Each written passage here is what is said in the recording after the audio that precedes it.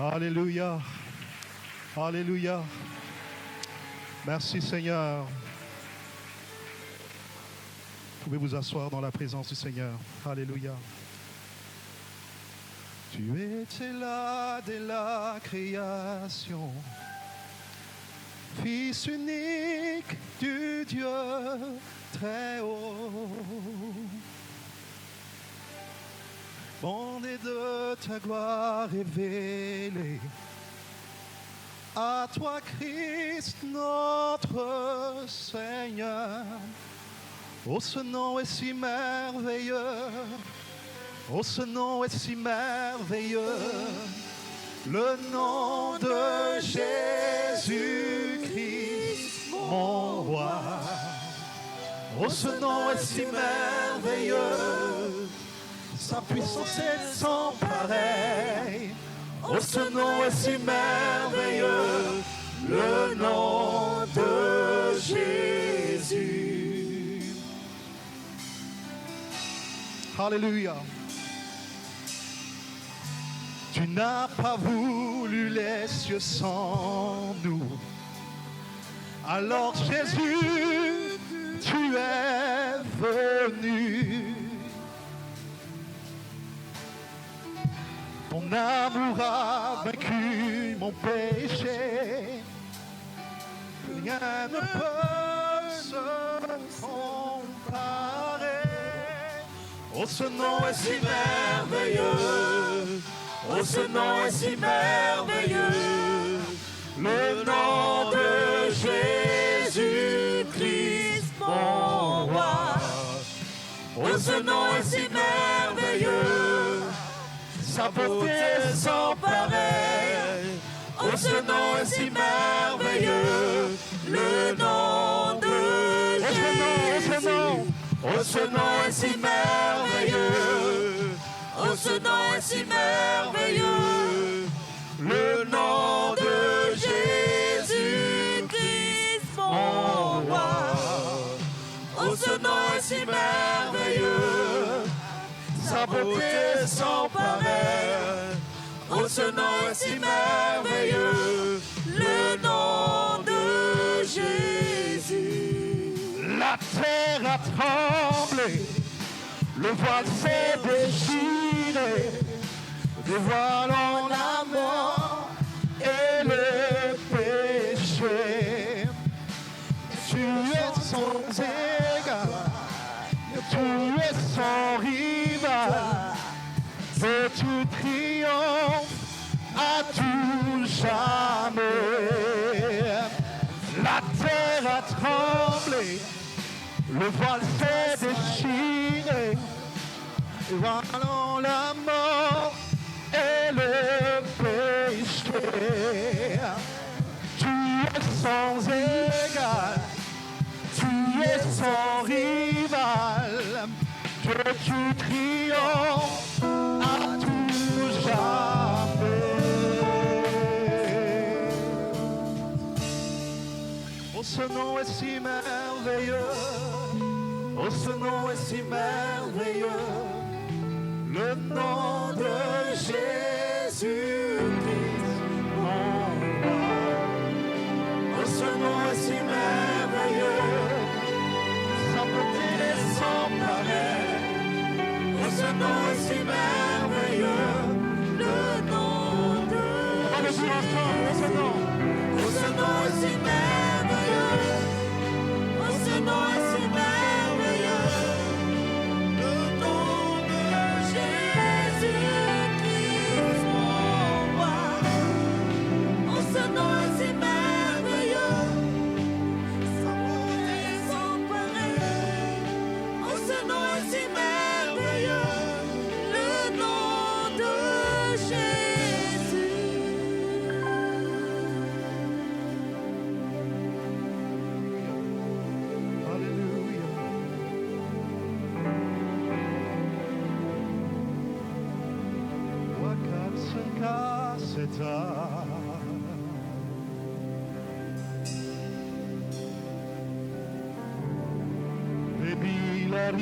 Sana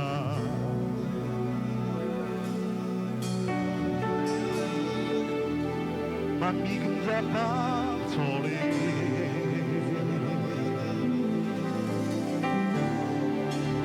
Tiwoge Bambala. Wakatsu Kaseta. Wakatsu Kaseta. Alléluia. Bebilaritana.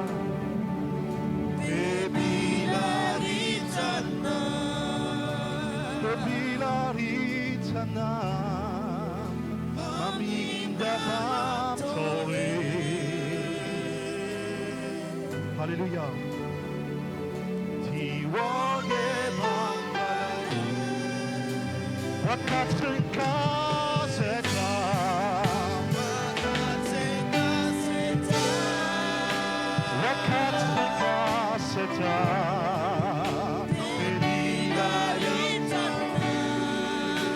Bebilaritana.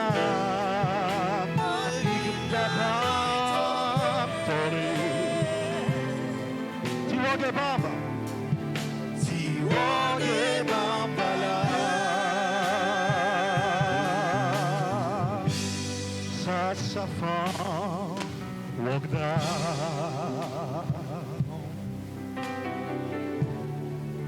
Saint-Vogue, Saint-Bascou, Toniga, Bundafi, Kaye,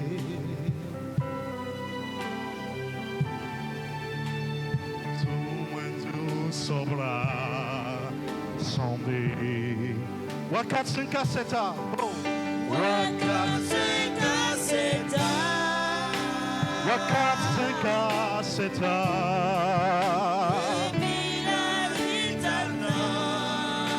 Bebilaritana.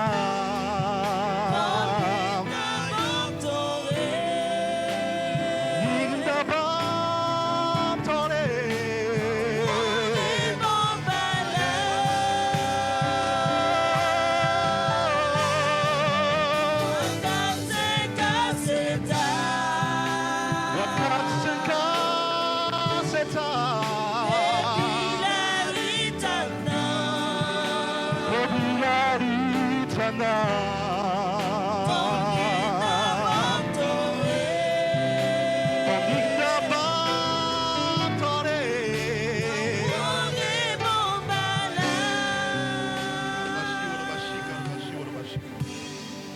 Seigneur, nous venons devant ton trône de grâce. Nous prions que tu nous enseignes. Nous prions que tu nous enseignes. Que tu nous apprennes à être des serviteurs bons et fidèles. Ce n'est pas par notre force, ni par notre puissance, mais c'est par ton esprit. Te donnons toute la louange, toute la gloire. Dans le nom de Jésus-Christ. Amen, amen, amen, amen, amen, amen, amen, amen.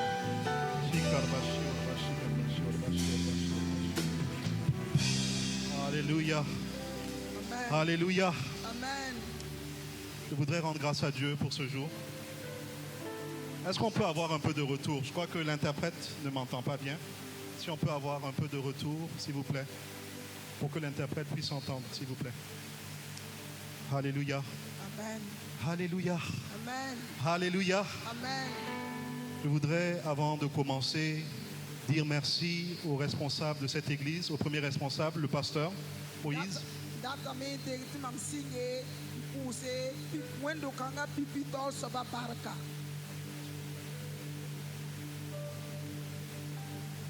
Pasteur Paul Zongo, autant pour moi.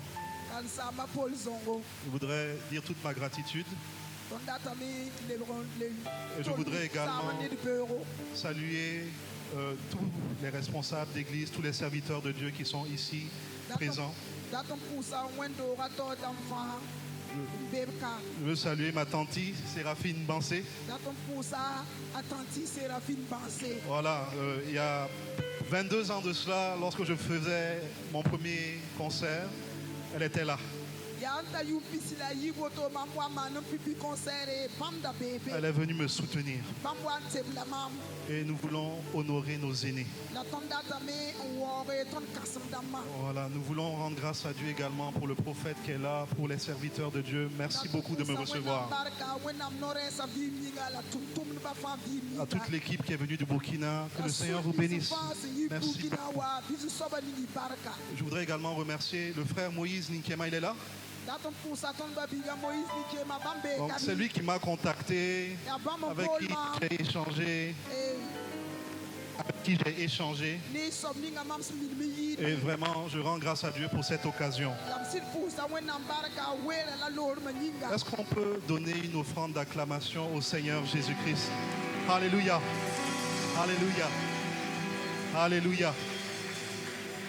Alléluia. Et puis on veut également vraiment rendre grâce à Dieu pour l'interprète. Parce qu'elle est là depuis hier, je l'ai vue, elle est là, elle continue. On va rendre grâce à Dieu pour l'interprète. Encouragez l'interprète.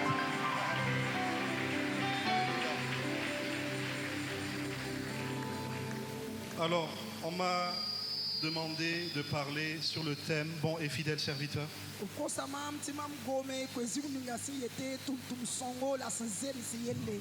Alors, il y a des éléments essentiels que je voudrais partager avec vous.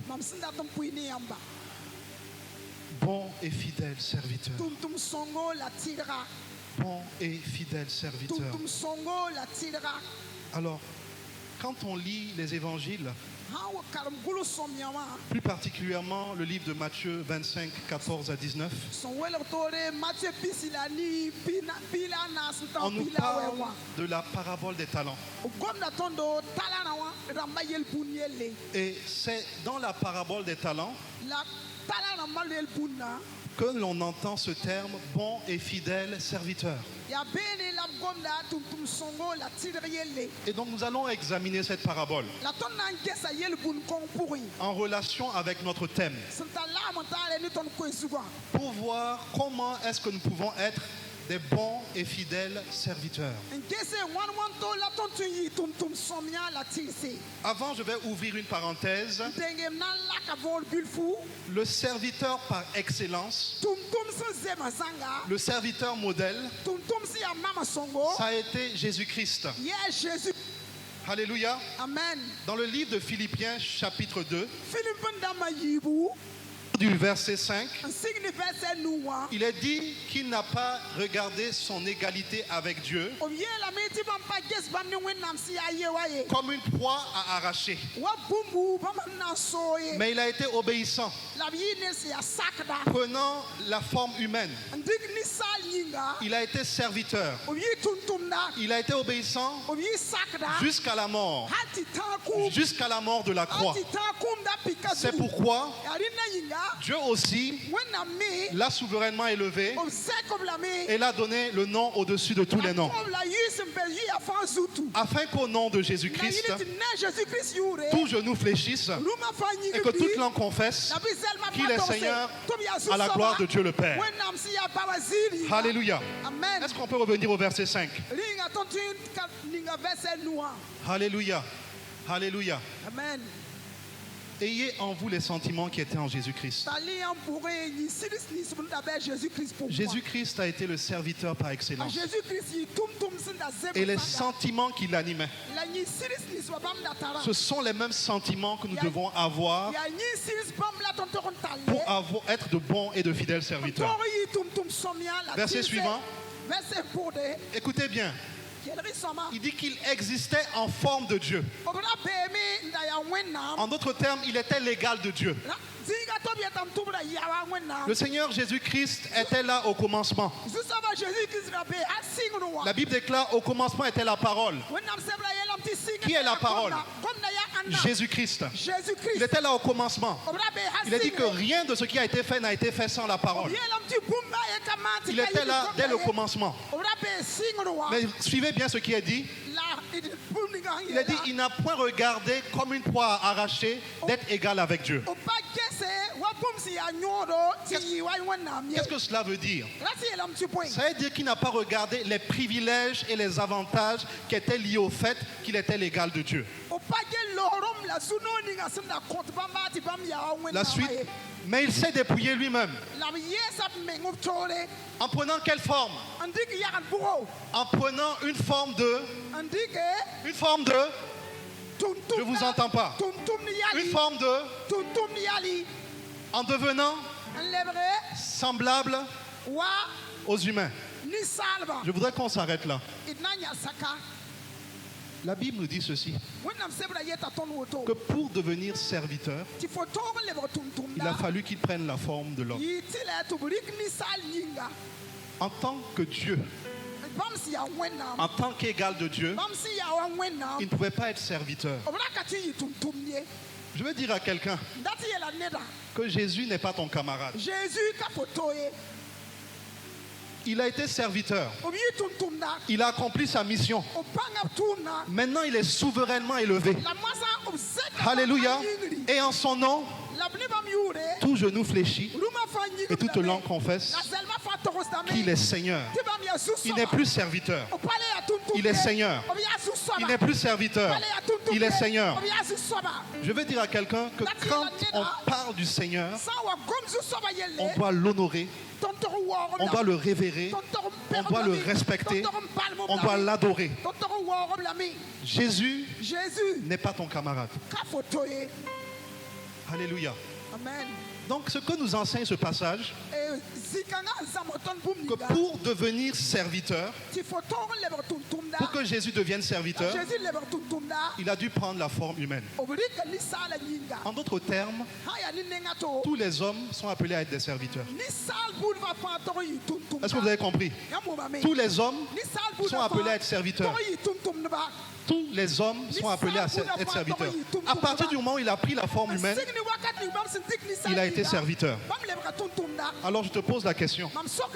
Est-ce que tu es serviteur de Dieu? Est-ce que tu sers Dieu? Toute personne humaine est appelée à être serviteur. Ceux qui ne connaissent pas Dieu ont peut-être une excuse. Mais ceux qui connaissent Dieu doivent être des serviteurs. Ils n'ont pas le choix. À partir du moment où on est homme, on est serviteur. Alléluia. Vous avez manqué une occasion de dire Amen. Alléluia. Tout homme est serviteur. Tout homme est serviteur. Dis à ton voisin, tout homme est serviteur. Tout homme. Maintenant, qui est-ce que tu sers?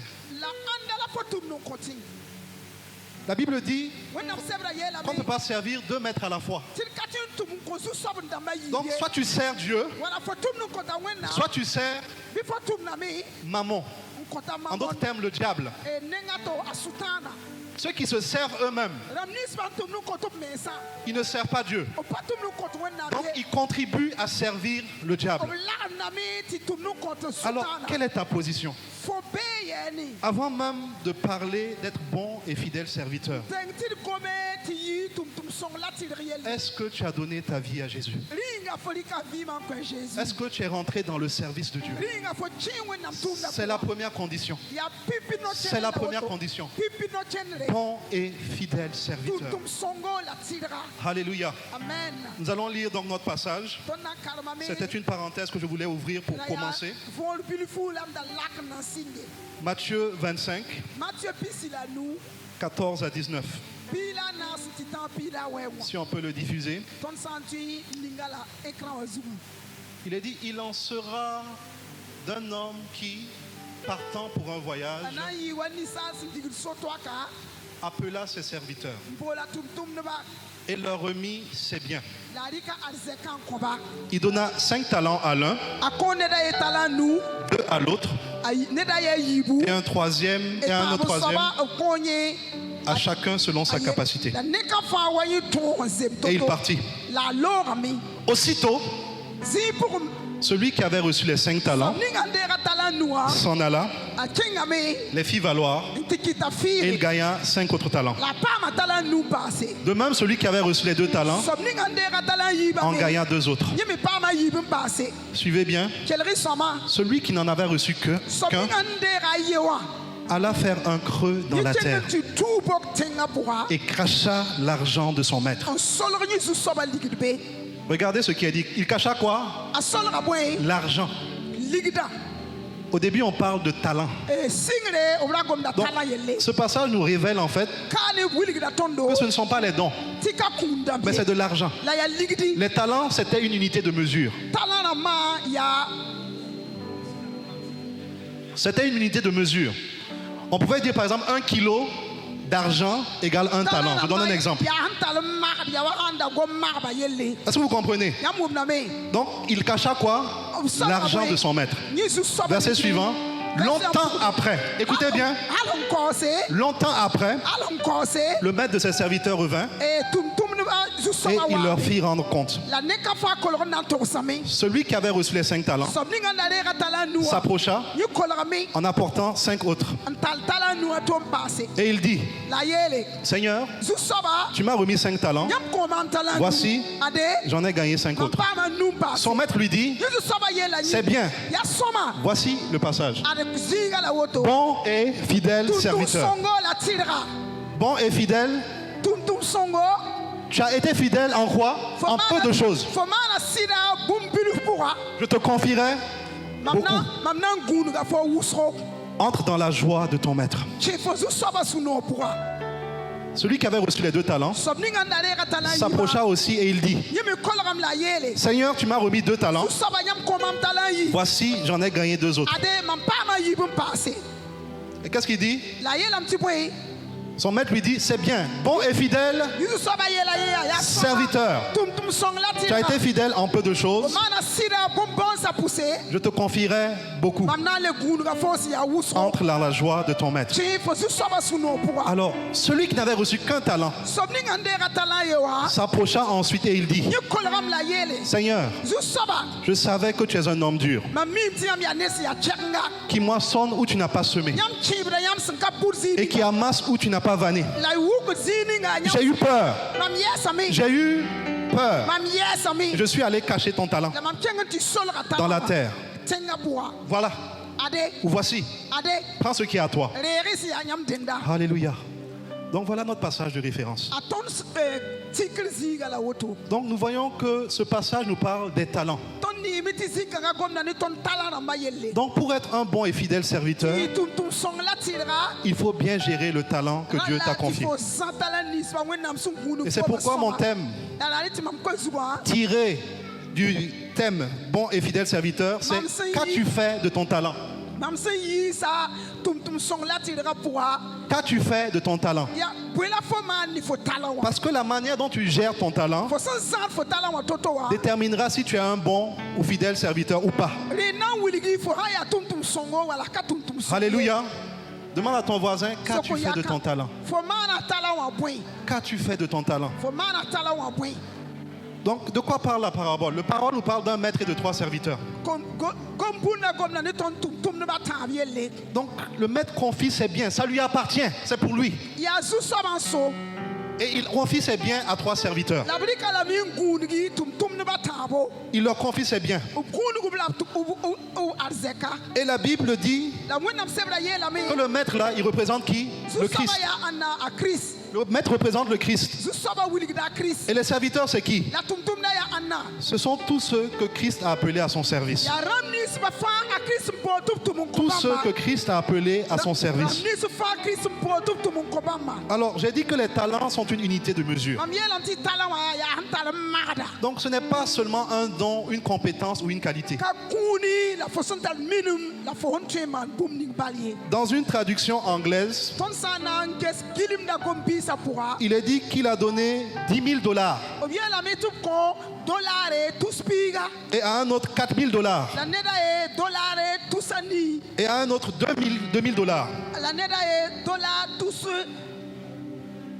Bon, enfin, dans d'autres traductions, on parle de sacs d'argent et de sacs d'or. Donc en fait, en réalité, notre parabole parle de la manière dont nous gérons ce que Dieu nous a confié. Alléluia. Amen. Alors, quels peuvent être les talents dans notre contexte? Qu'est-ce que Dieu nous a confié? Quels sont les talents dans notre contexte? Donc, si nous inscrivons cette histoire dans notre contexte, on peut dire que notre salut est un talent. Notre salut est un talent. Philippiens 2, verset 12. Il a dit ceci. S'il vous plaît, l'autre slide, l'autre diapo, au fur et à mesure, s'il vous plaît. Philippiens 2, verset 12, il a dit ceci. Ainsi, mes bien-aimés, comme vous avez toujours obéi, travaillez à votre salut avec crainte et tremblement. Donc, le salut là nous a été donné. Mais nous devons travailler au salut. Ça veut dire que nous devons gérer notre salut. Nous devons faire fructifier notre salut. C'est un talent. Les richesses, ce sont des talents. La Bible dit que la richesse et les biens durables appartiennent à Dieu. Ça lui appartient. Ce sont ses biens. Et lorsqu'il te donne, c'est un talent. Comment tu gères les biens que Dieu te donne? Proverbe 8, verset 18. Alléluia. 1 Timothée 6, verset 17 à 18. Il a dit ceci. Aux riches du monde, enjoint de ne pas s'enorgueillir, qui ne s'enorgueillissent pas, et de ne pas mettre leur espérance dans une richesse incertaine. Et il est dit que, mais qu'ils mettent leur confiance en Dieu, qui nous dispense tous les biens. Donc c'est Dieu qui dispense les richesses. C'est Dieu qui a dispensé les biens aux serviteurs. C'est lui qui dispense les richesses. Donc si tu es prospère, sache que c'est Dieu qui a permis que tu sois prospère. C'est un talent. Mais qu'est-ce que tu fais des richesses que tu as reçues de Dieu? La Bible dit que tu ne dois pas t'enorgueillir. La terre appartient à Dieu. Qu'est-ce que nous faisons de la terre? Il nous a placés sur la terre pour que nous puissions gérer la terre. Mais qu'est-ce que nous faisons de la terre? Psaume 24:1 dit que la terre appartient à Dieu ainsi que tout ce qui est contenu. Alléluia. Qu'est-ce que nous faisons de la terre? 1 Corinthiens 4:7 nous dit que qu'est-ce qui te distingue? Qu'est-ce qui te distingue? Qu'as-tu que tu n'aies reçu? Qu'as-tu que tu n'aies reçu? Et si tu l'as reçu, pourquoi te glorifies-tu? Pourquoi te glorifies-tu? Comme si tu ne l'avais pas reçu. Donc la Bible est en train de nous dire que tout ce que nous avons, ce sont des biens que Dieu nous a confiés. Ce sont des talents. Mais qu'est-ce que nous faisons de ce que nous avons reçu de Dieu? Tout. Notre vie, notre famille, nos enfants, notre travail, notre ministère. C'est un talent que nous avons reçu de Dieu. Mais qu'est-ce que nous faisons du talent que nous avons reçu de Dieu? Si Dieu venait aujourd'hui, est-ce qu'il pourrait dire, bon et fidèle serviteur, que fais-tu de ta vie? Que fais-tu de ton salut? Que fais-tu de ton ministère? Que fais-tu? Que fais-tu du talent que tu as reçu de Dieu? Alors nous allons voir qu'il y a un certain nombre de principes. Il y a des principes qui ressortent de la parabole des talents. Et nous allons examiner ces principes. Alléluia. Amen. Le premier principe, c'est le principe de l'intendance. Vous pouvez passer au slide suivant. Le principe de l'intendance. Le principe de l'intendance, c'est le principe qui consiste à gérer ce qu'on t'a confié.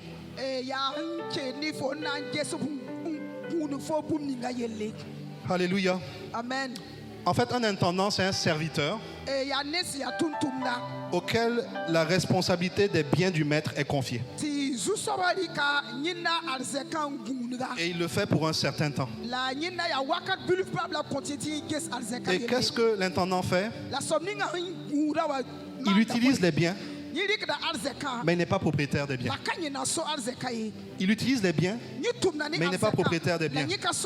Et à un moment donné, il va devoir rendre compte de la manière dont il a utilisé les biens, il les a gérés.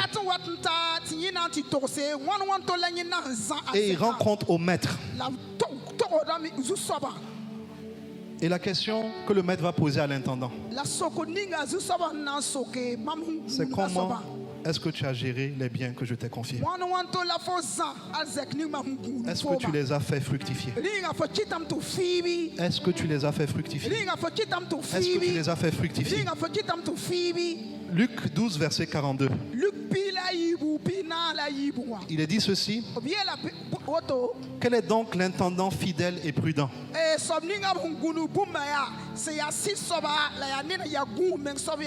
que le maître établira responsable de ses employés? Il est dit: heureux le serviteur que son maître à son arrivée trouvera occupé à son travail. Alléluia. Amen. Alléluia. Amen. Donc le principe de l'intendance, c'est le principe fondamental qui ressort de la parabole des talents. Et je voudrais que pendant 1 minute, que nous puissions rendre grâce à Dieu. Parce que tout ce que nous avons reçu vient de lui. Tout ce que nous avons vient de lui. Alléluia. Amen. Nos femmes, nos enfants, nos ministères, notre travail, tout ce que nous avons, alléluia, vient de lui. Est-ce que quelqu'un peut élever la voix et dire: merci Seigneur, merci Seigneur, merci Seigneur, parce que tout ce que j'ai vient de toi. Parce que tout ce que j'ai vient de toi. Tout ce que j'ai vient de toi. Aide-moi Seigneur à bien gérer ce que tu m'as donné, à bien gérer ce que tu m'as donné, dans le nom de Jésus. Alléluia. Amen. Amen. Le deuxième principe, c'est le principe de la confiance. Le principe de la confiance. Vous ne pouvez pas nommer une personne pour qu'elle s'occupe de vos biens si vous n'avez pas confiance en elle. Alléluia. Amen. Alléluia. Amen. Dans le monde, de façon générale, lorsqu'une personne nomme une personne à ses côtés, c'est parce qu'elle a confiance en la personne. C'est parce qu'elle a confiance en la personne. Et je veux dire à une personne aujourd'hui que le maître te fait confiance. Jésus te fait confiance. Ah, vous avez manqué l'occasion de dire amen. J'ai dit: Jésus te fait confiance. C'est pourquoi il t'a confié. C'est bien. Jésus te fait confiance. Alléluia. Amen. Le maître a dit ceci: je bâtirai mon église. En d'autres termes,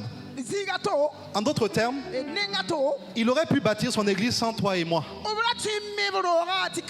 Mais il nous a fait confiance. Il nous a fait confiance. C'est pourquoi nous sommes là. Et que nous pouvons travailler à son service. C'est pourquoi nous pouvons être des serviteurs. Quel privilège! Quelle grâce! Alléluia! Le Seigneur te fait confiance. Dis à ton voisin: le Seigneur te fait confiance. C'est le Seigneur qui est l'architecte de son église. Mais il ne veut pas faire cette œuvre sans notre collaboration. C'est pourquoi il nous appelle ses serviteurs. La Bible dit que la moisson est grande et il y a peu d'ouvriers. Et le Seigneur nous a suscités comme ouvriers pour la moisson. Et il nous fait confiance. Mais la question que je vais te poser: est-ce que tu es digne de sa confiance? Est-ce que tu es digne de sa confiance? Le Seigneur te fait confiance. Est-ce que tu es digne de sa confiance? Le principe de confiance est établi. Alléluia. Amen. Dieu te fait confiance. Wennam kisa fo sida. Mais qu'as-tu fait de ton talent? La fo mana bwini fo talawa. Qu'as-tu fait de ton talent? Fo mana bwini fo talawa. As-tu enterré ton talent? Ringa fo pusa talawa bi. Ou est-ce que tu l'as fait fructifier? Fo kitam ta fire. As-tu enterré ton talent? Fo pusa talawa bi. Ou est-ce que tu l'as fait Fo fructifier? kitam ta fire. Le troisième principe, Tabo so no chenna. c'est le principe de la responsabilité. Ya no chenna ninga ya tol so no chenna. Pasteur, si je n'arrive pas à terminer, Kalsa mamanka base. il y aura d'autres occasions par la grâce de Dieu. Alléluia. Donc le troisième principe, c'est le principe de la responsabilité. Alors nous sommes responsables de tout ce que Dieu nous a confié. Dis à ton voisin, tu es responsable de ce que Dieu t'a confié. Tu es responsable de ta vie. Tu es responsable de ton conjoint. Tu es responsable de tes enfants. Tu es responsable de ton ministère. Tu es responsable de ta vie d'adorateur. Tu es responsable de ton travail. Tu es responsable. Alléluia. Amen. Il y a des personnes qui ne veulent jamais assumer leurs responsabilités. Mais quand le maître va venir, il va te demander des comptes. Qu'as-tu fait du talent que je t'ai donné? Qu'as-tu fait du talent? Tu es responsable. Tu es responsable. Lorsque le maître devait partir, il avait dit ceci à un disciple qui s'appelait Pierre. Il dit, tu es Pierre, et c'est sur toi que je bâtirai mon église. Alléluia. Amen. Et on apprend que lorsque Jésus a été cloué, qu'il est mort, et que par la suite, les disciples se sont enfermés entre eux. Lorsque Jésus ressuscite, il constate que Pierre, qui devait être le leader, qui devait être le responsable, était retourné pour pêcher. Était retourné pour pêcher des poissons. Parce que certainement, le maître n'était plus là. Le maître avait multiplié des pains et des poissons.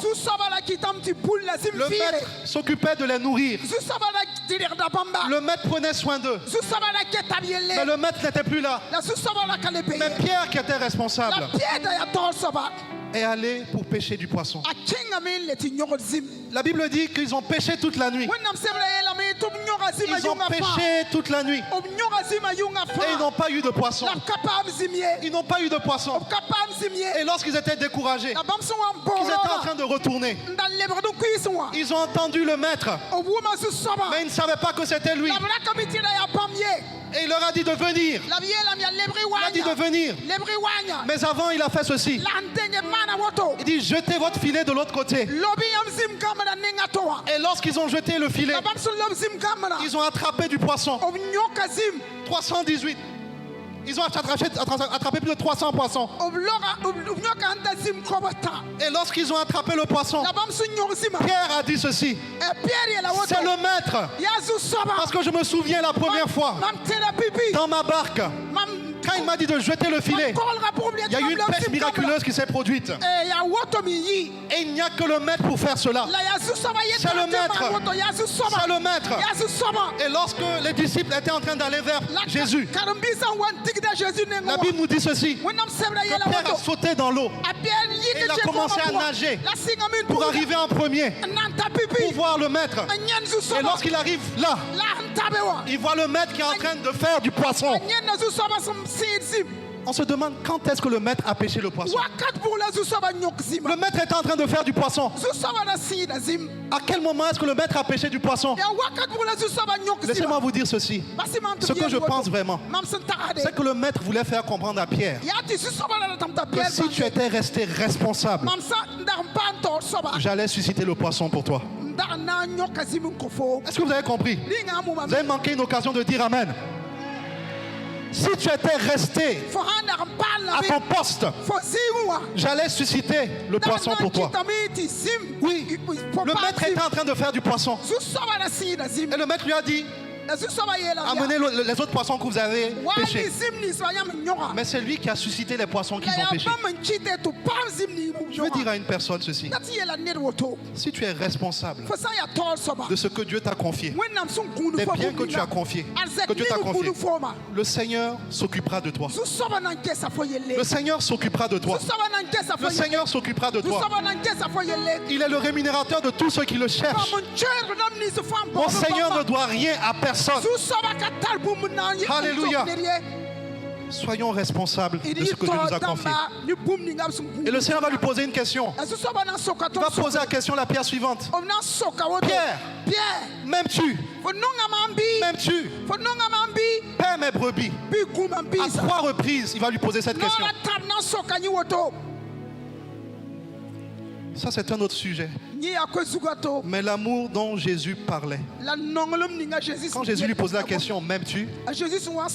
L'amour dont il parlait, c'était l'amour agapé. C'était l'amour agapé. Agapé nonglom.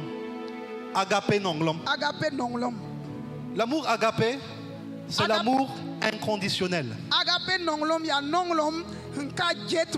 En d'autres termes, que je sois là ou que je ne sois pas là, tu m'aimes. Alléluia. Que le maître soit là ou que le maître ne soit pas là, tu l'aimes. Et tu paies ses brebis. Donc Jésus lui demande, est-ce que tu m'aimes d'un amour agapé? Et vous savez comment Pierre va répondre? Pierre était agacé. Il était fâché. Et il dit, Seigneur, tu sais que je t'aime. Mais l'amour dont Pierre parle, quand vous examinez, c'est un amour émotionnel. C'est ce qu'on appelle l'amour philéo. Donc le Seigneur lui parle d'un amour agapé. Lui, il répond en disant que c'est un amour philéo. Vous ne pouvez pas être responsable. Vous ne pouvez pas être responsable si vous êtes animé d'un amour philéo. Vous pouvez être responsable seulement si vous avez l'amour agapé.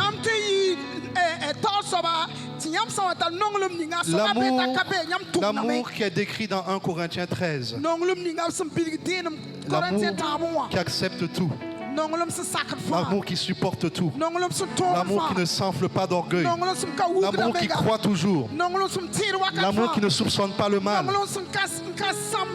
C'est seulement avec cet amour-là que lorsque vous êtes ouvrier du Seigneur, si quelque chose de mal se produit, vous continuez à être responsable des biens que Dieu vous a confiés. Vous n'avez pas un amour qui est lié aux émotions. L'amour philéo, c'est un amour qui va vous empêcher de continuer votre service. Lorsque vous avez mal, lorsqu'on vous fait du tort, vous serez découragé. Vous ne pouvez pas continuer le service. Il faut de l'amour inconditionnel pour servir le Seigneur. Il faut de l'amour inconditionnel pour servir le Seigneur. Il faut de l'amour inconditionnel pour servir le Seigneur. Mon frère, tu m'as fait mal. Peut-être que le pasteur a dit quelque chose qui m'a fait mal. Mais c'est pas grave, j'aime le Seigneur par-dessus tout. Et je vais continuer à le servir. Parce que je veux être un bon et un fidèle serviteur. C'est l'amour agapé. C'est l'amour de 1 Corinthiens chapitre 13. Pasteur, beaucoup de gens vous ont quitté. Ils vous ont quitté parce qu'ils avaient un amour philéo. Ils n'avaient pas l'amour agapé.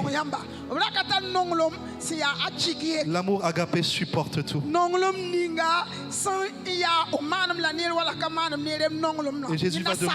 Et Jésus va demander à Pierre, pourquoi est-ce que tu n'as pas paix mes brebis? Pourquoi tu n'es pas resté à ton poste? Pourquoi tu n'as pas été responsable? Et Pierre va lui répondre, Parce que j'avais un amour philéo. Cet amour-là a fait que lorsque tu n'étais plus là, j'étais découragé. Cet amour-là a fait que lorsque tu n'étais plus là, je ne pouvais plus assumer mes responsabilités. Je prie que quelqu'un reçoive l'amour agapé ce matin. Alléluia. Alléluia. Amen. Le principe de la responsabilité. Alléluia. Amen. Alléluia. Seigneur, aide-nous à être responsables. Aide-nous à être responsables, Père, de tout ce que tu nous confies. Si je chante à l'église, aide-moi à être responsable. Que rien ne m'empêche de te servir. Que s'il y a des difficultés, s'il y a des problèmes, s'il y a des querelles, que je reste fidèle, que je sois animé de l'amour agapé, l'amour inconditionnel, que j'assume ma responsabilité, que je reste au poste. Dans le nom de Jésus. Amen. Amen. Le quatrième principe, c'est le principe du service. Quatrième principe du service. Alléluia. Amen. Matthieu 25, 14. Matthieu 25, 14. Donc c'est le passage que nous avons lu. Donc lorsqu'on lit ce passage, donc il est intéressant de constater que toutes les personnes que le maître a appelées dans cette histoire étaient appelées des serviteurs. Quel est le rôle d'un serviteur? C'est de servir. Donc le quatrième principe, c'est le principe du service. Et en introduction, je vous ai parlé du serviteur parfait. Donc lorsque nous servons le Seigneur, nous devons toujours avoir à l'esprit le service que le Seigneur a réalisé, le service que le Seigneur a accompli. Alléluia. Amen. Le dictionnaire va définir le serviteur comme celui qui sert simplement. Et ce qui est intéressant dans cette histoire, quand vous lisez l'histoire, lorsque le maître appelle les serviteurs et lorsqu'il leur donne des biens, il ne leur dit à aucun moment ce qu'ils doivent faire.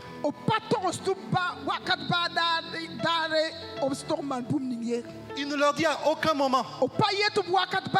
Il ne leur dit pas allez-y et travaillez avec ce que je vous ai donné.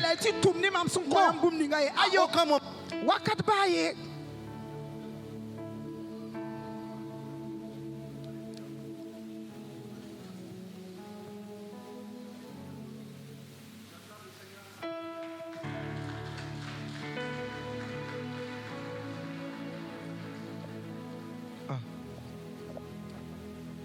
Alléluia. Amen. Est-ce que vous m'entendez?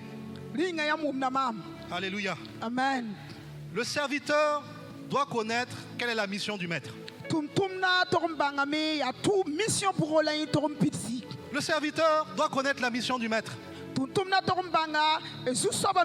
Je répète, le serviteur doit connaître la mission du maître. On ne nous dit pas juste que depuis combien de temps est-ce que ces serviteurs étaient au service du maître. Mais on peut imaginer que s'ils avaient déjà des talents, s'ils avaient des talents, si le maître leur a confié des talents, c'est parce qu'ils devaient connaître le maître. Alléluia. Amen. Donc le serviteur doit connaître la mission du maître. Je vais vous poser une question. Vous qui êtes assis ici, qui servez dans cette église, est-ce que vous connaissez la mission de cette église? Qui connaît la mission de l'église? Qui connaît la mission de l'église? Alléluia. Amen. Donc vous ne pouvez pas être des serviteurs efficaces si vous ne connaissez pas la mission de l'Église. Ce n'est pas possible. Sinon chacun va faire ce qu'il veut. Mais quelle est la mission de l'Église? Quelle est la mission de l'Église? Que le Seigneur nous aide afin que nous soyons des serviteurs bons et fidèles. Que les serviteurs bons et fidèles. Alléluia. Amen. Donc le serviteur, pour servir, doit connaître la mission du maître. Alléluia. Amen. Et pour connaître la mission du maître, il y a des choses importantes à faire. Le premier point, c'est la communion. La communion avec le maître. La communion avec le maître. La communion avec le maître. La communion avec le maître. Alléluia. Amen. Alléluia.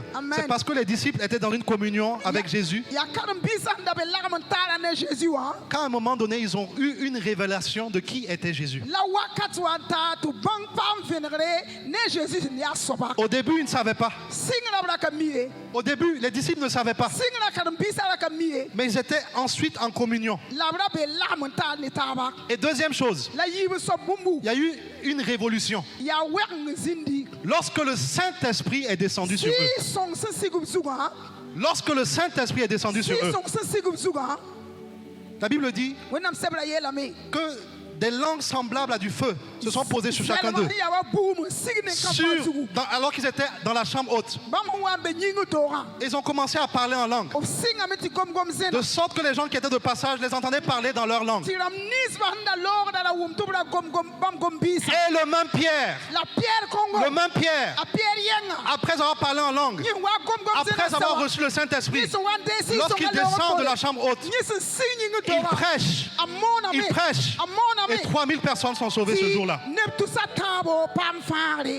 Donc il faut de la communion. Il faut de la communion. Il faut le Saint-Esprit. La Bible nous parle même de Betsalel et Oliab dans l'Ancien Testament. Que Dieu a placé son esprit en eux pour qu'ils puissent réaliser la tâche qui leur avait été confiée. Le service dont je parle maintenant, c'est un service spirituel. Tu ne peux pas être au service de Dieu par tes propres forces. Tu as besoin d'être en communion avec Dieu. Et tu as besoin de te laisser conduire par l'Esprit Saint. Tu dois connaître la mission. Alléluia. Amen. Il y a des gens qui sont venus ce matin qui n'ont même pas pris la peine de prier le Seigneur. Qui n'ont même pas pris la peine d'ouvrir leur Bible. Quel type de communion avez-vous avec Dieu? Que le Seigneur nous aide. Que le Seigneur nous aide. Que le Seigneur nous aide. Un autre élément en ce qui concerne le principe du service, c'est la soumission. C'est la soumission. La plus grande difficulté, c'est d'avoir un serviteur qui ne sait pas qu'il est serviteur. Oui, c'est difficile. Lorsqu'il te dit qu'il est serviteur et que dans son esprit, il ne s'est pas soumis. C'est difficile. Parce qu'il va détruire l'œuvre. Il va détruire l'œuvre. Il va détruire l'œuvre. Pour être au service, il faut se soumettre. Jésus lui-même a dit ceci: je glorifie le Père.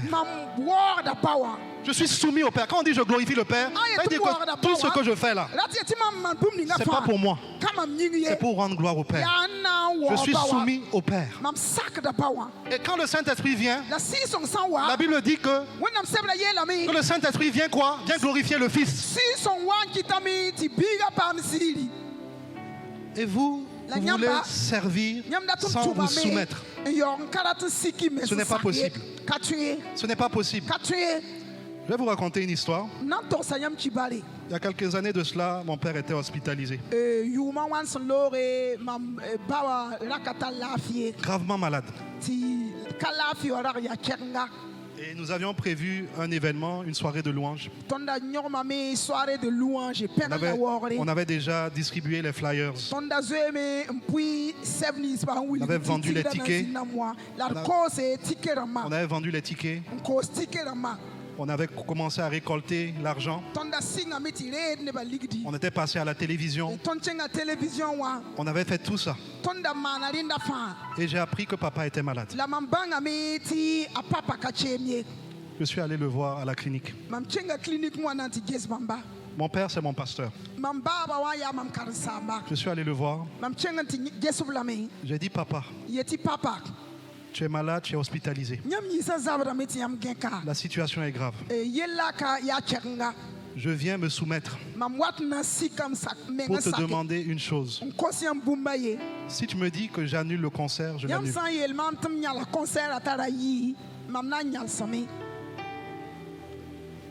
Et je vais remettre l'argent à tous ceux qui ont payé leur ticket. Si tu me dis annule le concert, je l'annule. C'est mon père. C'est mon père spirituel. Je suis soumis à son autorité. Et mon père m'a dit ceci. Va de l'avant. Rien ne peut arrêter l'œuvre de Dieu.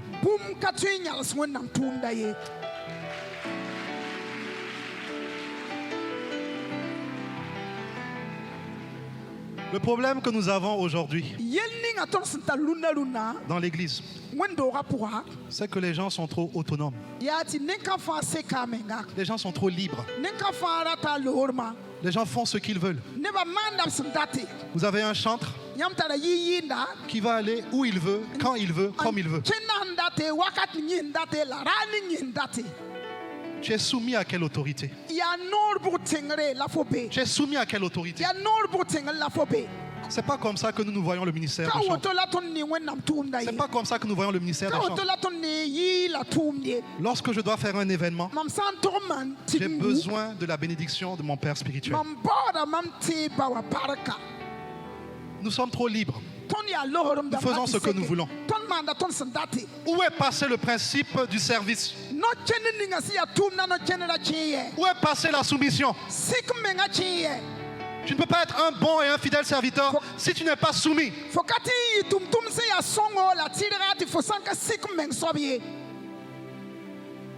L'humilité. Philippiens 2, chapitre 5, nous dit: ayez en vous les sentiments qui étaient dans Jésus-Christ, lequel s'est humilié.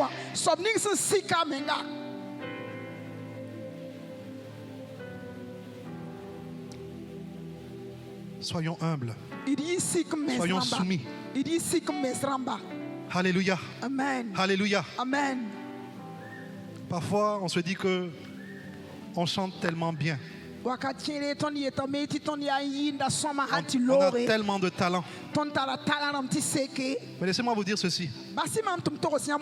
Le talent sans soumission va te détruire.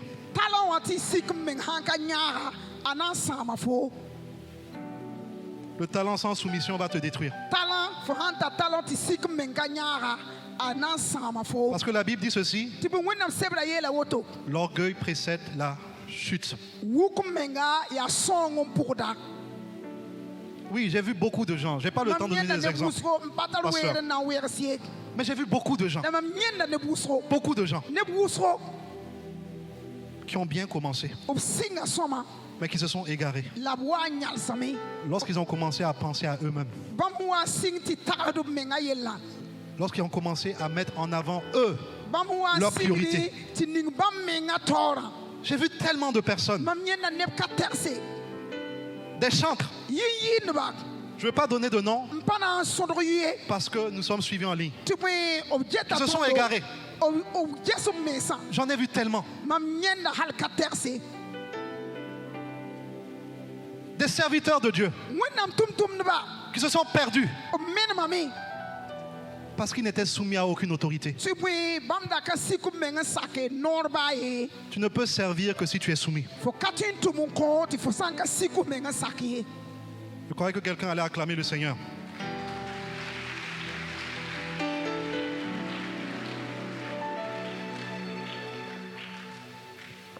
Alléluia. Amen. Le cinquième principe, c'est le principe de la répartition selon les capacités. Vous voyez qu'il y a 3 serviteurs. À l'un, on a donné 5. À l'autre, on a donné 2.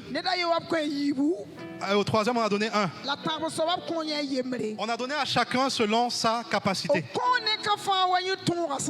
Alléluia. Amen. Ce que je vais te dire, au lieu de regarder ce que l'autre a, travaille avec ce que tu as.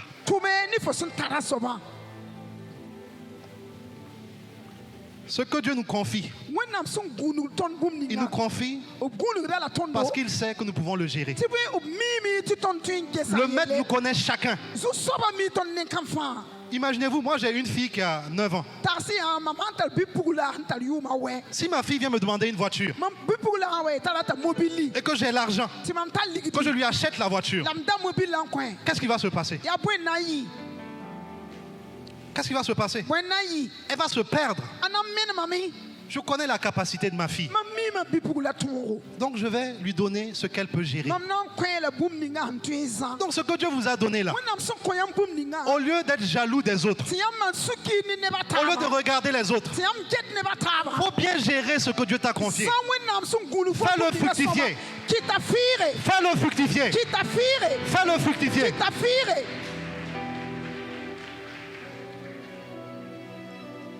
Les gens ont toujours tendance à regarder ce que d'autres ont. Au lieu de se concentrer sur ce qu'ils ont reçu de Dieu. Dis à ton voisin, ne regarde pas ce que j'ai reçu. Ne regarde pas ce que j'ai reçu. Travaille à faire fructifier ce que tu as reçu. Travaille à faire fructifier ce que tu as reçu. Même dans les épreuves. 1 Corinthiens 10, 13. Même dans les épreuves. Quand Dieu nous donne une épreuve, c'est en fonction de notre capacité. La Bible dit qu'il ne permettra pas que vous soyez tentés au-delà de vos forces. Mais dans chaque épreuve, il vous donnera le moyen de vous en sortir. Donc même mes difficultés là sont fonction de la capacité que Dieu a placée en moi. Donc si tu veux mon talent, prends aussi mes épreuves. Si tu veux mon talent, prends aussi mes problèmes. Il faut que nous soyons débarrassés de l'esprit de jalousie. Que nous soyons débarrassés de cet esprit. Donc le principe de la répartition selon les capacités.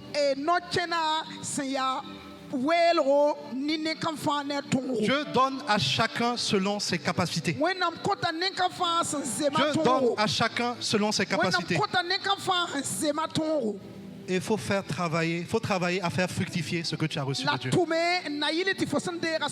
Alléluia. Amen. Le 6e principe, c'est le principe de l'urgence. C'est le principe, si vous voulez, de l'utilisation optimale du temps. De bien utiliser le temps.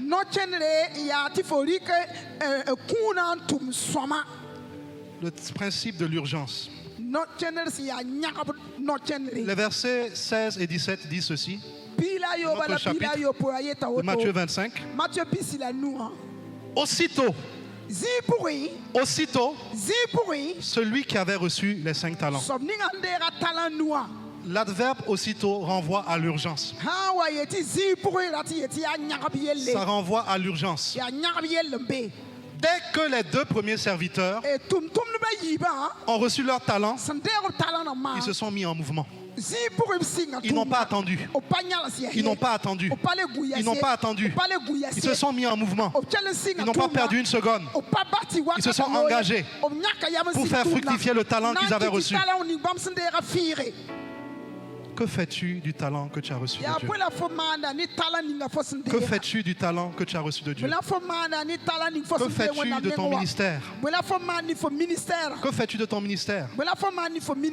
Lorsqu'on dit qu'il faut nettoyer l'église et que tu es dans ce ministère-là, il ne faut pas reporter. Il faut que aussitôt, tu te mettes en mouvement. Que tu te mettes en mouvement. Le seul moyen de faire fructifier notre talent, c'est si nous avons compris le principe de l'urgence. Sinon, nous allons attendre. Nous allons attendre. Et nous allons attendre. Et à un moment donné, nous n'allons plus rien faire. Ne reportons pas à plus tard ce que nous devons faire aujourd'hui. Alléluia. Amen. La Bible parle d'Abraham.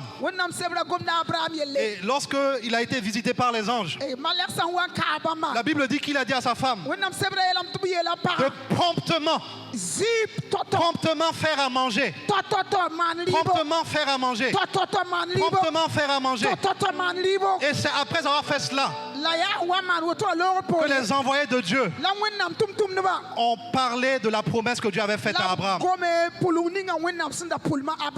Lorsque nous n'agissons pas avec urgence, nous reportons les grâces de Dieu. Alléluia. Amen.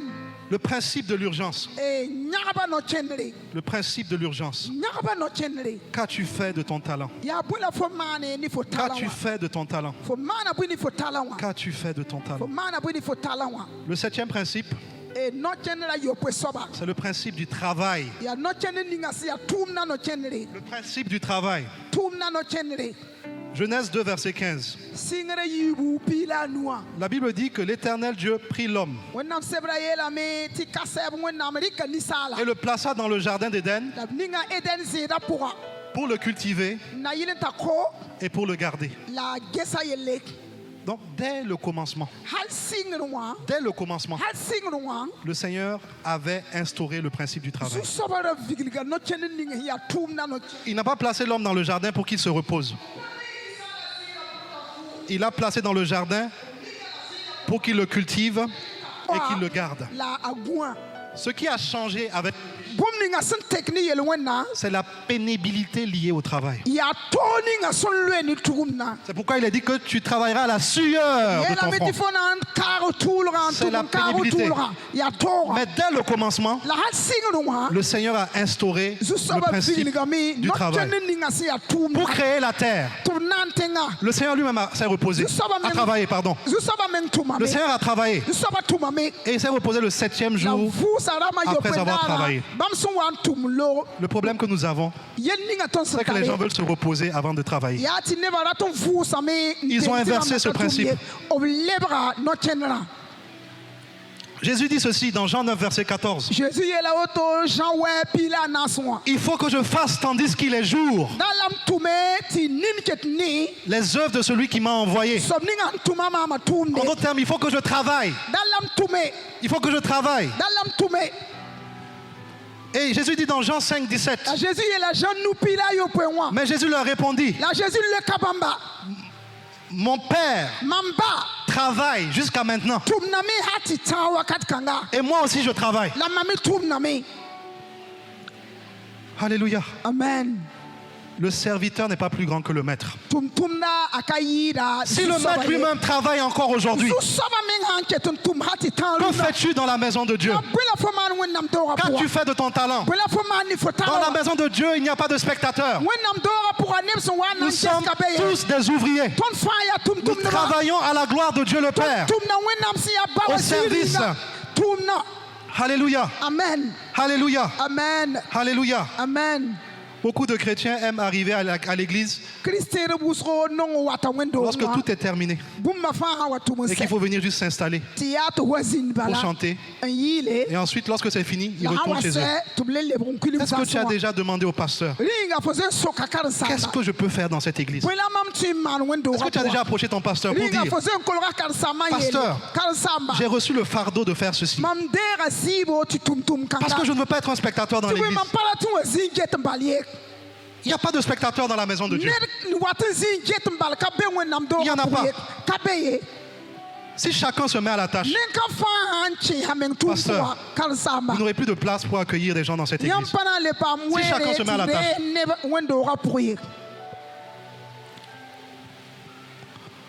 Alléluia. Amen. Alléluia. Amen. Et quand on lit l'histoire des deux serviteurs, les deux premiers serviteurs, il y a quelque chose d'extraordinaire. On dit qu'aussitôt, ils sont partis pour travailler. J'imagine un peu ce qui s'est produit. Lorsque celui qui avait 5 talents, il s'est mis à travailler. Vous savez, il a eu un 6e talent. Il n'a pas eu les 5 talents en même temps. Il a eu un 6e talent. J'imagine, quand il a eu le 6e talent, il aurait pu dire, oh mon âme, repose-toi. Tu as eu un 6e talent. Mais quand il a eu le 6e talent, il a dit, ce n'est pas assez. Je dois rendre compte à mon maître. Il a travaillé. Il a eu un 7e talent. Quand il a eu le 7e talent, il s'est dit, ce n'est pas assez. Je vais continuer à travailler. Et il a eu un 8e talent. Quand il a eu le 8e talent, il s'est dit que ce n'est pas assez. Je vais continuer à travailler. Et il a eu un 9e talent. Et quand il a fini d'avoir le 9e talent, il a continué à travailler. Et il a eu le 10e talent. Jusqu'à ce que le maître leur demande de rendre compte. Aussi longtemps que je suis en vie, je travaillerai au service du Seigneur. Aussi longtemps que je suis en vie, je travaillerai au service du Seigneur, afin que je sois trouvé comme étant un bon et un fidèle serviteur, et que je puisse entendre ces paroles. Entre dans la joie de ton maître. Bon et fidèle serviteur, entre dans la joie de ton maître. Entre dans la joie de ton maître. Alléluia. Amen. Jésus dit, mon Père travaille. Il travaille jusqu'à maintenant. Et moi aussi je travaille. Le travail, il faut le poursuivre. Il faut le poursuivre. La moisson est grande. On doit continuer à travailler. Continuer à travailler. Continuer à travailler. Jusqu'à ce que le maître vienne. Vous avez manqué une occasion d'acclamer le Seigneur. Alléluia. Amen. Alléluia. Amen. Alléluia. Amen. Je vous laisse un autre passage que vous pourriez lire, le Proverbe 22, verset 29. Faute de temps, nous n'allons pas le lire. La question que je te pose ce matin, qu'as-tu fait de ton talent? Qu'as-tu fait de ton talent? Chaque personne a reçu un talent. Le maître a donné un talent selon tes capacités. Mais qu'as-tu fait de ton talent? Mets-toi au travail. Mets-toi au travail. Applique le principe du travail. Le 8e principe, c'est le principe de la redevabilité, le principe de rendre compte. Le principe de la redevabilité. La Bible dit que au temps marqué, il a dit que le maître a voyagé pendant longtemps. Pendant longtemps. Je pense que le maître a voyagé pendant longtemps, ce qui a permis aux serviteurs d'avoir suffisamment de temps de travailler.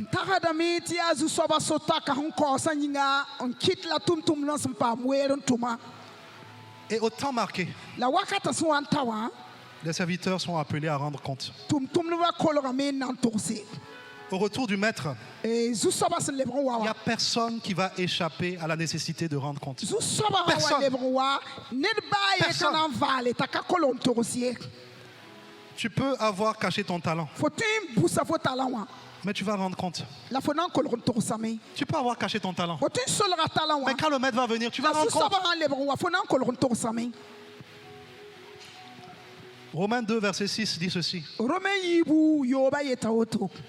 Il rendra à chacun selon ses œuvres.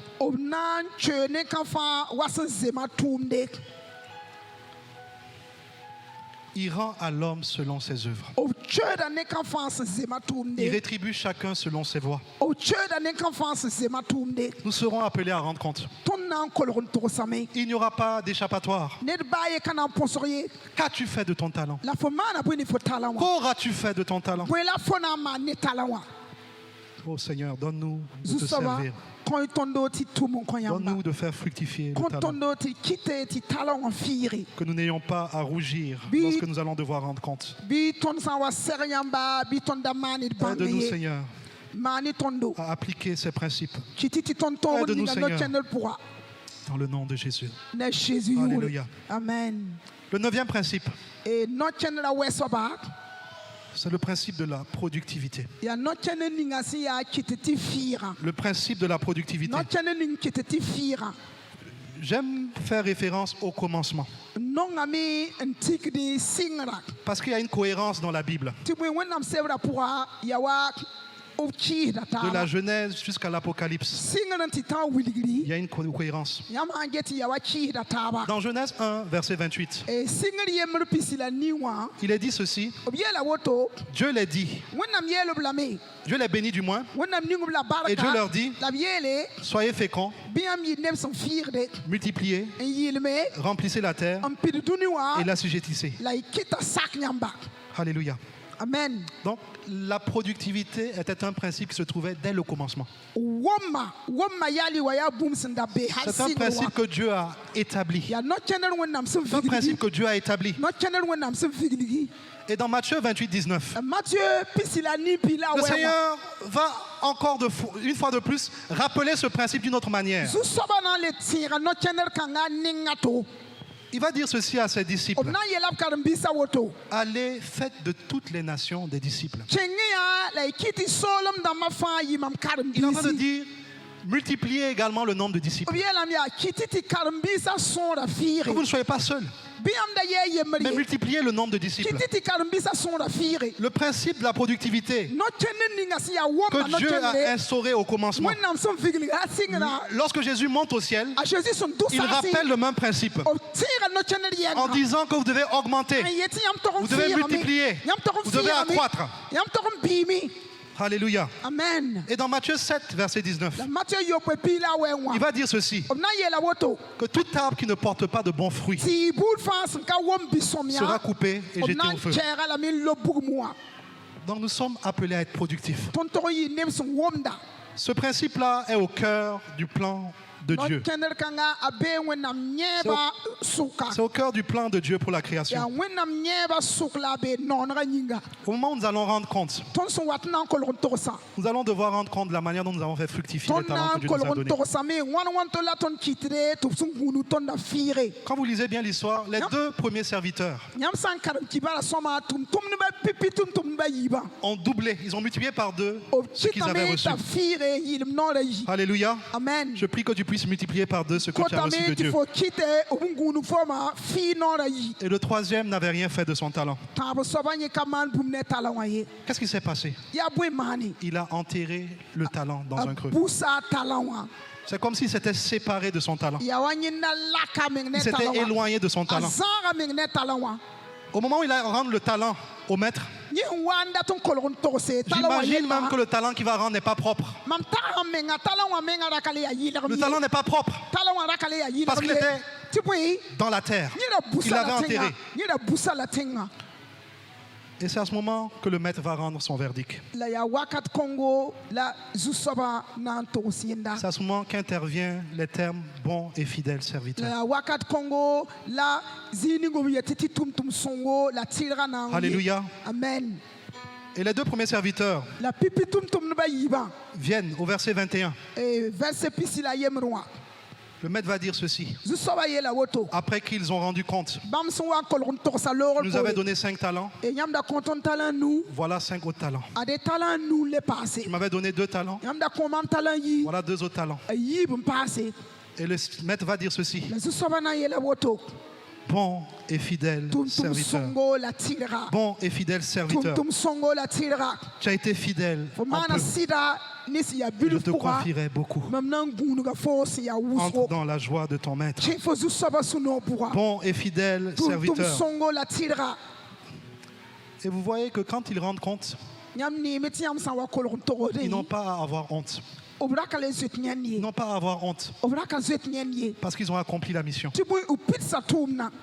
Bon. Ce qui est bon, c'est ce qui convient. Ce qui est bien. Ce qui est bon par ses compétences. Ce qui est bon, c'est ce qui poursuit l'intérêt du maître. Fidèle. Ce qui est fidèle, c'est ce qui ne trahit pas le maître. Il ne trahit pas le maître. Que le maître soit là ou pas. Il agit comme si le maître était là. Il ne trahit pas le maître. Je n'ai pas besoin que le maître soit là. Mais je continuerai à agir. Je serai loyal. Je ne ferai pas de coups bas. Je ne vais pas me cacher. Je respecte les obligations qui m'ont été confiées. Je ne trahis pas le maître. Être fidèle, c'est agir en l'absence comme on aurait agi en présence.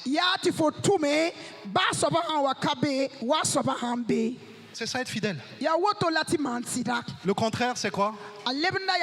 C'est être déloyal. Être infidèle, c'est aussi être hypocrite. Alléluia. Amen. Es-tu un bon et un fidèle serviteur? Es-tu un bon et un fidèle serviteur? Es-tu un bon et un fidèle serviteur? Je veux dire à quelqu'un que si tu sers le Dieu que nous servons tous, de manière fidèle, tout en étant bon, il va te récompenser. Il va te récompenser. Il va te récompenser.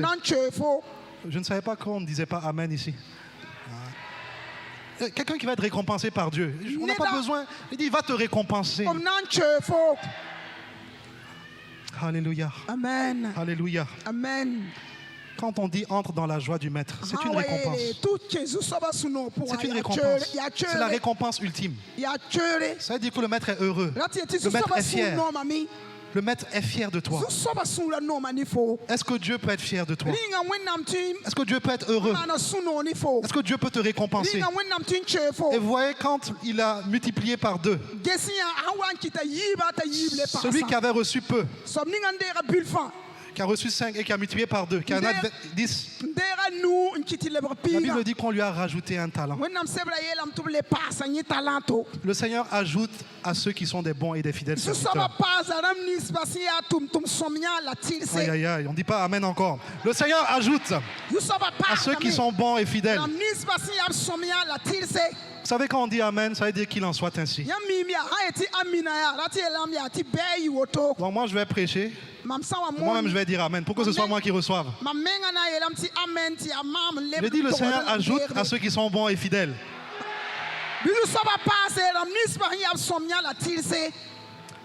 Alléluia. J'ai vu que le frère était là. C'est déjà l'heure. 5 minutes, ok. Donc, comme j'ai dit, si je n'ai pas le temps de terminer, je crois qu'il y aura d'autres occasions par la grâce de Dieu. Alléluia. Alléluia. Amen. Alléluia. Amen. Alors, le rapport du troisième serviteur nous interpelle.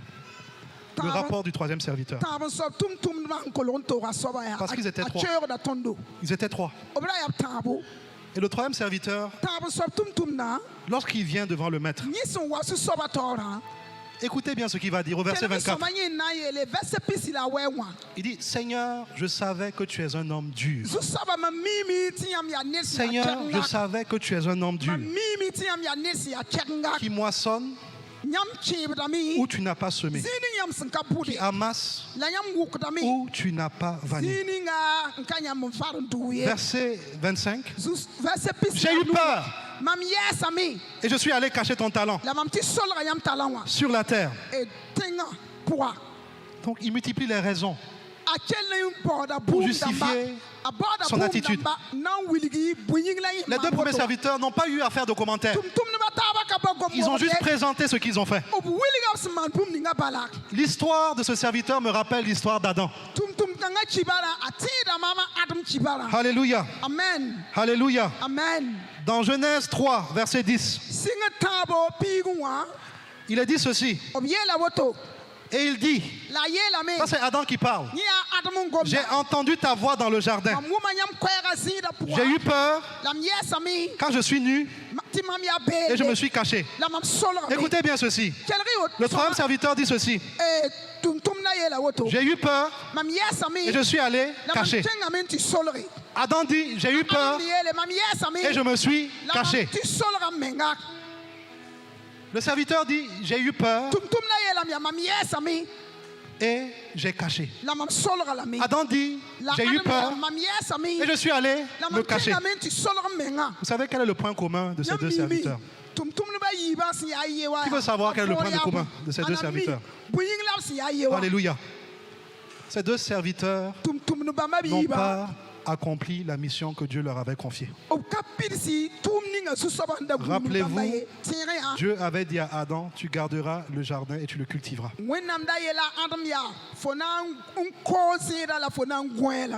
Adam, où étais-tu quand le serpent est entré dans le jardin? Où étais-tu? Le troisième serviteur, il était appelé à faire fructifier le talent que Dieu lui avait confié. Il n'a pas fait fructifier le talent.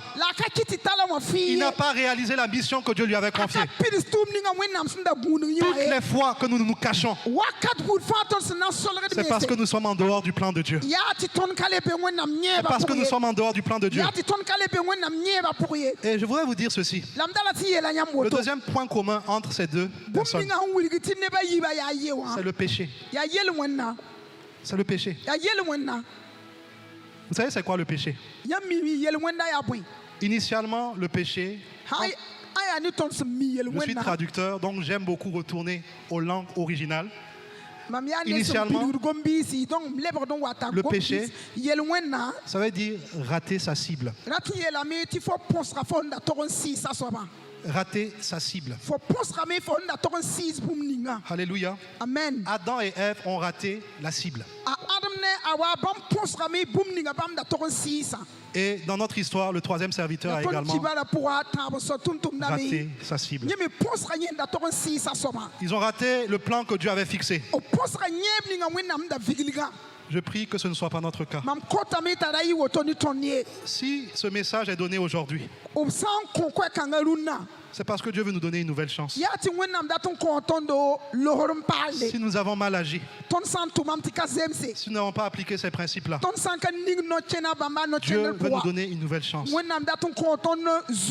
afin que nous puissions changer, afin que nous puissions être trouvés bons et fidèles, afin que nous soyons reconnus comme étant des bons et des fidèles serviteurs, que nous ne soyons pas des serviteurs méchants et paresseux,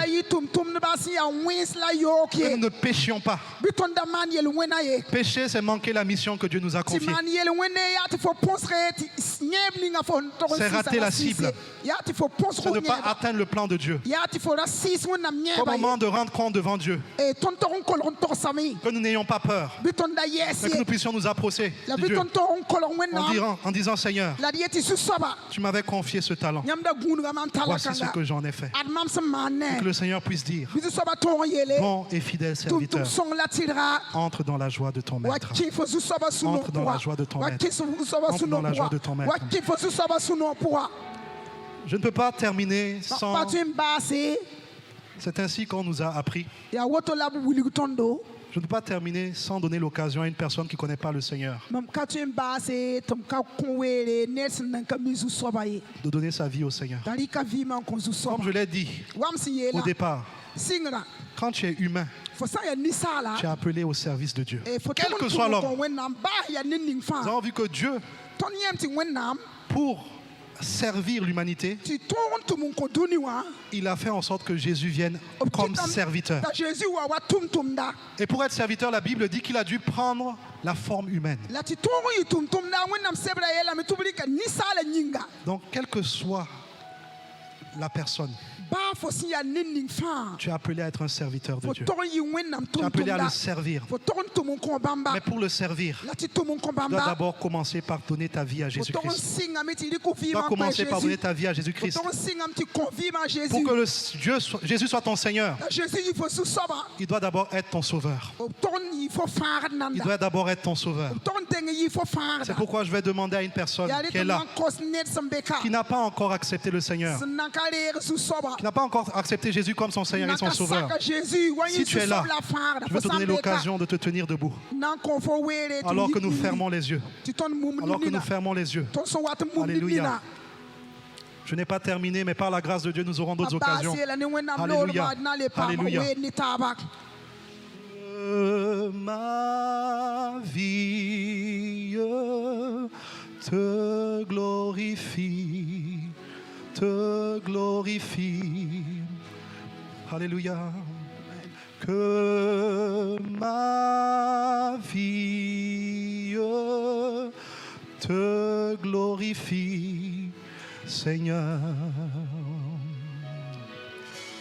Que ma vie te glorifie, te glorifie.